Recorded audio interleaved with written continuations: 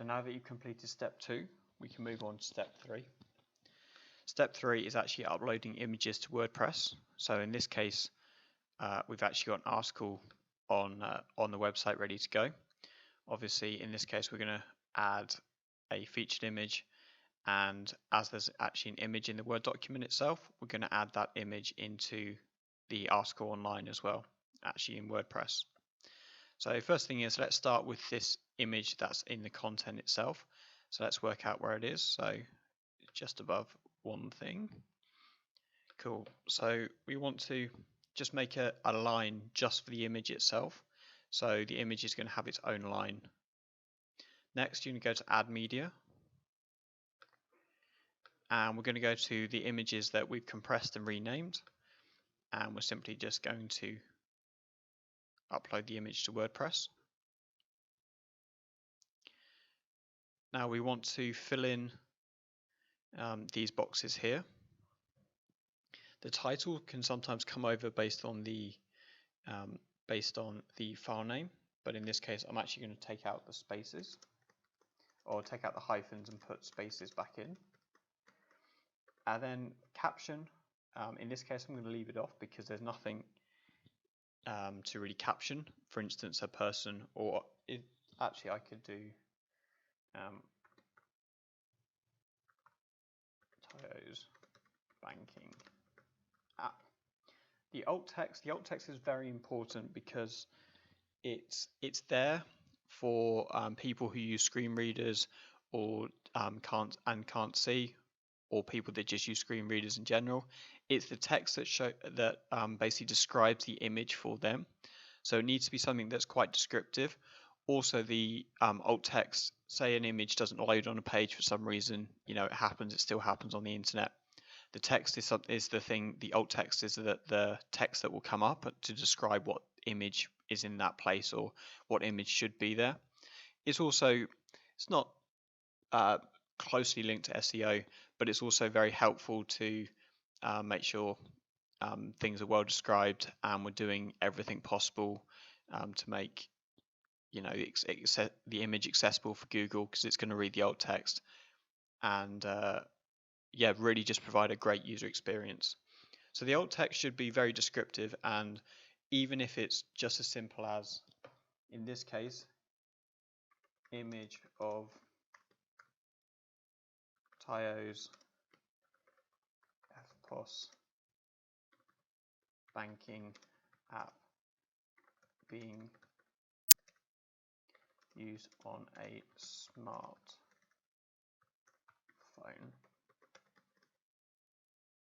Now, the image credit, certainly for any site that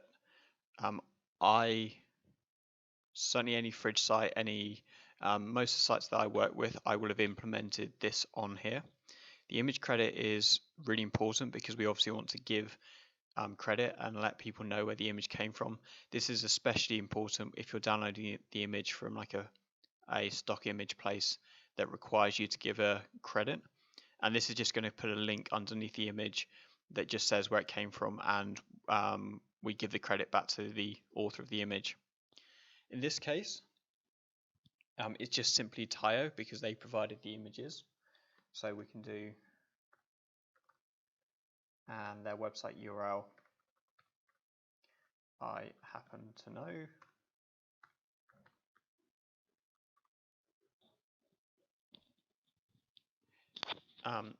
It's just tayo.com, I believe. So I'll just check that.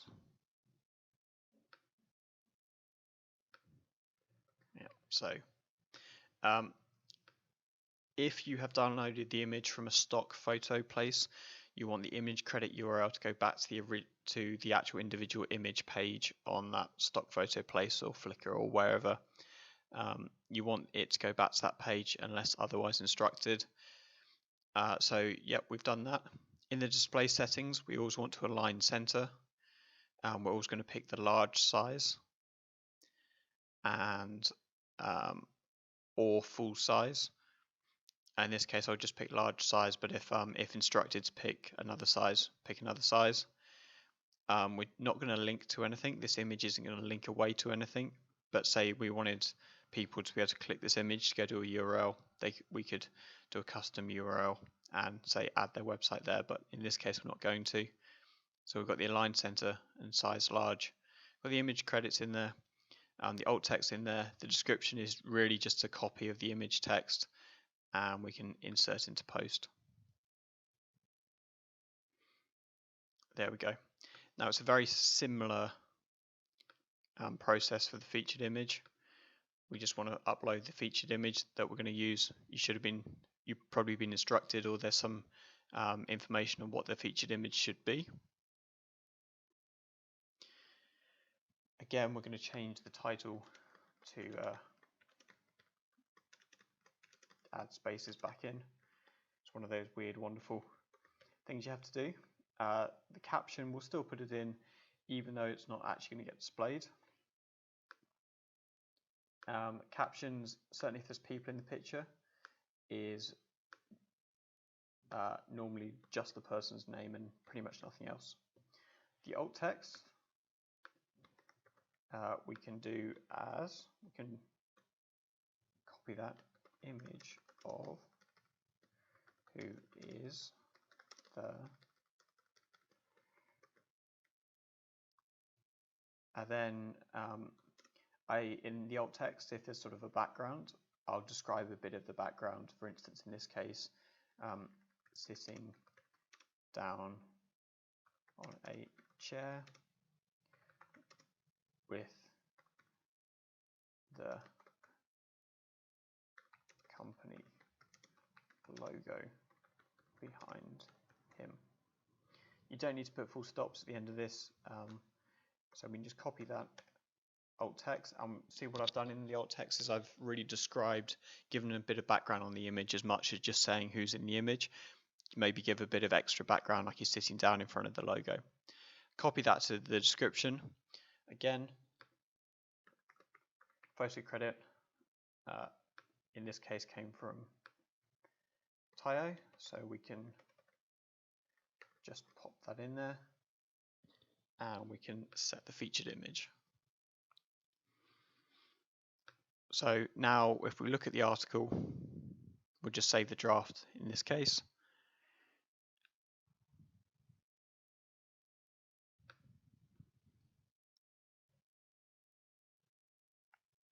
And we can see that the images should pop up in just a second. So yeah, there we go. See the images, they look good. Uploading images with as big a resolution as possible is really good, because then WordPress works out what resolution to serve to, you know, a mobile phone or anything else. So that's uploading images to WordPress. Any questions, give me a shout. And yeah, there should be a lot more information also in the written content to follow along with as well. Thank you.